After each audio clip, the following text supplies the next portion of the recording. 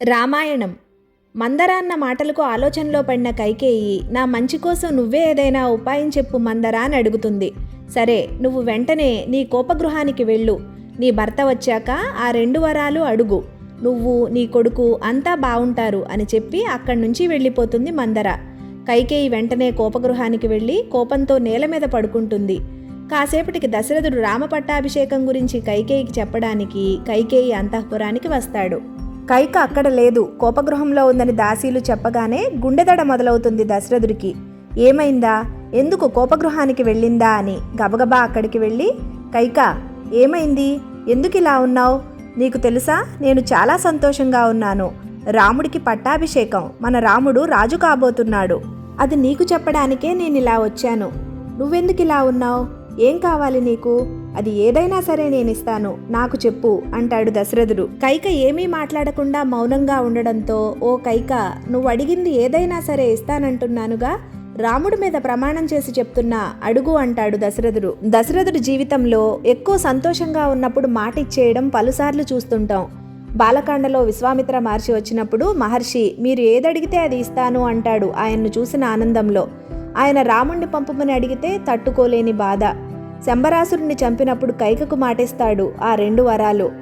రాముడికి పట్టాభిషేకం అన్న ఆనందంలో రాముడి మీద ప్రమాణం చేసి చెప్తున్నా, నువ్వేదడిగితే ఇస్తా అంటున్నాడు ఇప్పుడు మాట్లాడుతుంది కైక. రాముడి మీద ప్రమాణం చేశావు, రఘువంశంలో మాట తప్పిన వారు లేరు. శంబరాసురుణ్ణి చంపినప్పుడు నువ్వు నాకు ఇచ్చిన 2 వరాలు నాకు ఇప్పుడు కావాలి అంటుంది. ఓ అంతే కదా, నువ్వు అడగకుండానే వరాలిచ్చేంత ఆనందంలో ఉన్నాను కైక, చెప్పు నీకేం కావాలి అంటాడు. అప్పుడు కైక, 1 భరతునకు యువరాజ పట్టాభిషేకం, 2 రాముడికి 14 సంవత్సరాలు వనవాసం. ఈ 2 వరాలు నాకు కావాలి. ఇస్తానని చెప్పావు కదా, ఇచ్చే అంటుంది. దశరథుడు ఉన్న చోటనే కుప్పకూలిపోతాడు. పెద్ద వృక్షాన్ని ఉన్న ఫలాన మొదలు నరికేస్తే ఎలా పడిపోతుందో అలా పడిపోతాడు పాపం. ఏమంటున్నావు కైక, నేను ఆనందంగా ఉన్నానని నన్ను ఆట పట్టిస్తున్నావు కదా, నేను విన్నది నిజం కాదు కదా అంటూ ఆశ్చర్యంగా అడుగుతాడు. ఆపు నీ కపట నాటకాలు, నేను అడిగింది నువ్వు విన్నది రెండూ నిజమే. మళ్ళీ చెప్తున్నాను, నా కుమారుడు భరతుడే యువరాజు కావాలి. రాముడు 14 సంవత్సరాలు మునివేషంతో వనవాసం చెయ్యాలి అంటుంది క్రౌర్యంగా కైక. అది విన్న దశరథుడికి నోట మాట రాక ఎంతో కష్టంతో, కైక, రాముడు ధర్మజ్ఞుడు, తన తల్లి కౌసల్య కన్నా నీతోనే ఎక్కువ చనువుగా ఉంటాడు. నీకు రాముడంటే ఎంతో ప్రేమ, అలాంటి రాముడికి వనవాసం అంటున్నావా? నతు రామం వినాదేహే తిష్టంతే మమ జీవితం.